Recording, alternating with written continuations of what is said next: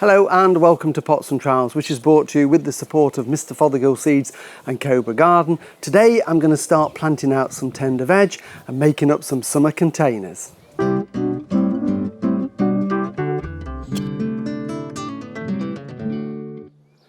Well, we're into the last week of May now, and hopefully we're getting to the end of any frost. Certainly where we are in North Yorkshire, we can get them up to the end of the month, but the weather seems fairly settled at the moment. So I'm bringing out some of my Pelargoniums. These live in the greenhouse over winter where I can keep them frost free, but now the weather's warming up, they're going to come out for the summer. And I've got various types. This particular one here, which is one of my favourites, is one called Louise. It's such a lovely rich colour there, and then these paler shades on it. And these will flower right the way through the summer. They're only just starting now, but with regular feeding, watering and deadheading, I'll get flowers right the way through till September. Some of them have lovely variegated leaves as well, also flowers, but I just love the variegated foliage. And I've also got some scented leaf pelargoniums. I've got a lovely lemon or rose scented foliage. So these go along this wall here that gets the sun later on the day. They absolutely love it and they will look stunning for months and months.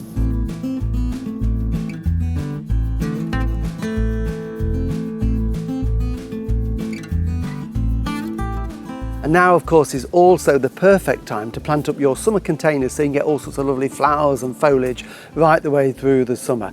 All sorts of containers can be used, large, small, square, round. I'm going to plant this terracotta round pot here. Plastic is perfectly okay to use. It's nice and lightweight as well. And hanging baskets, also ideal to plant hanging baskets, either the solid ones or the ones that you need to put a liner in like this. So lots and lots of ways that you can plant them up. So what we're going to do here, we've got this already filled with compost. I've filled it to within about an inch or so of the top just to allow a bit of work room. And then I'm going to put in a little bit of slow release fertiliser. And what this does is it feeds the plants all the way through the summer because the food in the compost only lasts for about 4 to 6 weeks. So this will ensure they grow and stay healthy. So you can buy this in garden centres or online. And I'm just going to put a couple of scoops of that on there. Just follow the instructions on the packet and then mix that in so that it's going to be down where the roots are. So that gives them a really good start. Now when it comes to plants, there's a whole range of trailing ones, upright ones, different coloured leaves, flowers. So really it's sky's the limit and you plant what you want. But I'm going to start with a fuchsia. This is a bush fuchsia in the centre of the plant. Now I'm going to plant this so you can view it all the way round. If it's going to be against the wall, you might want to put it at the back, but I'm going to put this in the centre. So it's just a case of carefully take it out the pot and then make a hole down there and nestle it in so that it's at the level. And then I'm going to put some trailing plants over. So I'm going to have a couple of purple and a couple of white. So this one is a lovely one called Verbena, and I'm going to put that in there. Now because it's trailing, I'm going to actually let it lean out a little bit just to, give it that instant impact. And then the other purple one is this. This is a petunia, purple vein, double purple vein. So I'm going to pop this one in at the back to mirror it, and again let it lean out a little bit so that it's going to grow out. And then a couple of white ones. This one is the Bacopa Snowflake. It's got these lovely delicate flowers on there.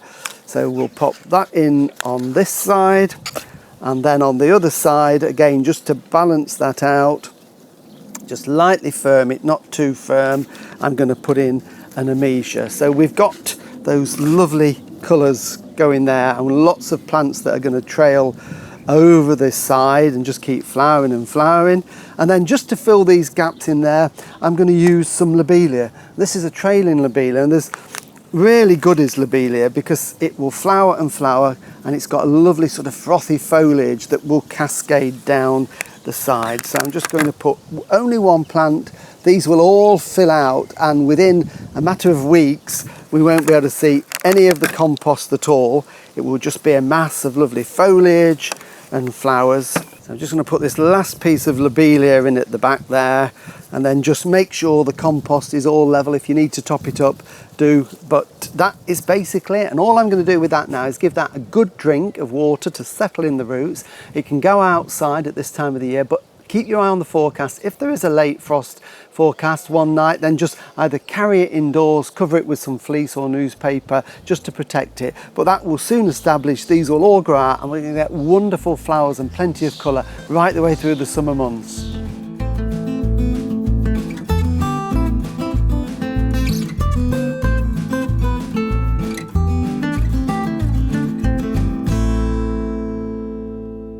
it's also time to plant out tender vegetables. These are all the vegetables, things like sweet corn, which we sowed earlier on in cell trays and got these lovely strong plants to put out now, but also things like courgettes and beans. They can all go out in the garden once the danger of frost has gone, and they will establish and grow away really quickly.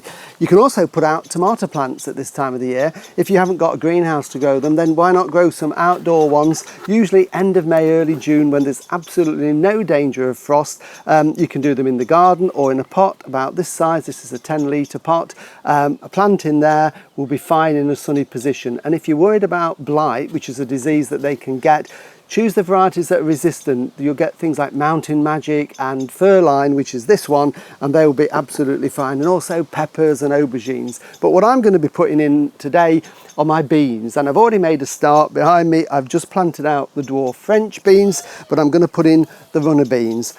And these are the runner beans that we sowed in a cell tray only a matter of a few weeks ago, and they've grown really quickly and they've made lovely strong plants like this. Big leaves, nice and green and healthy, not too tall, the perfect stage to put them out.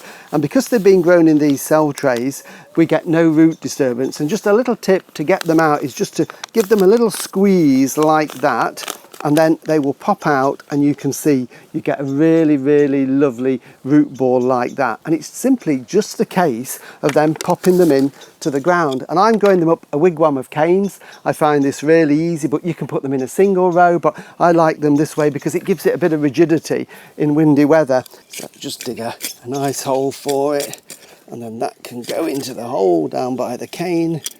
Backfill it, just give it a firm in. And they just need to be planted in, one per cane. That's all I do. And they will grow up, and we'll get masses and masses of beans off those, and any surplus we freeze. If you haven't already grown the plants or can't get them, don't worry, because there is still time to sow them. You can sow runner beans and French beans right the way through till the end of June, early July. So if it's a climbing one like this one, what I would do now is actually, instead of starting them off in pots, I would just put them straight into the ground about 2 inches deep at the side of the cane. Or if you haven't got a garden to grow them and you want to grow them in a pot, get a nice sized pot and get one like this one. This one's called Hestia.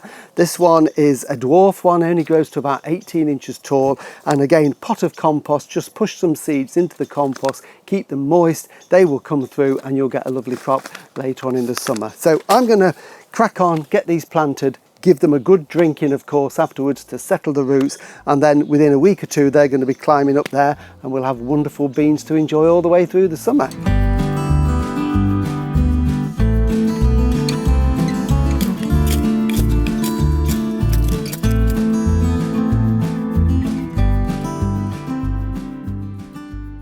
Well, thank you for watching, and I hope that's been okay, and thank you for liking, sharing and following the pages. Next time I'm going to be catching up on a few jobs in the garden, and we'll look at a range of herbs. See you then, take care, bye.